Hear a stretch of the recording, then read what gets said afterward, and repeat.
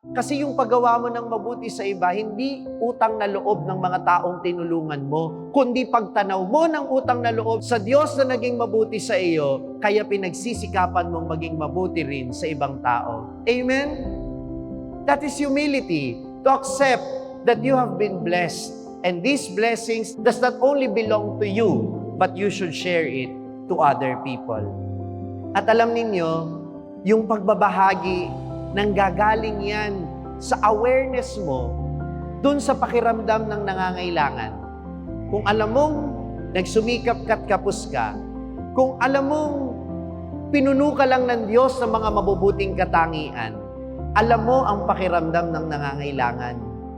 Kaya hindi ka manghihinayang sa iyong pagtulong, hindi ka manghihinayang na magbigay, kasi alam mong binigyan ka lang din, alam mong tinulungan ka lang din, alam mong naging mabuti lang ang Diyos sa iyo, kaya magiging mabuti ka sa ibang tao.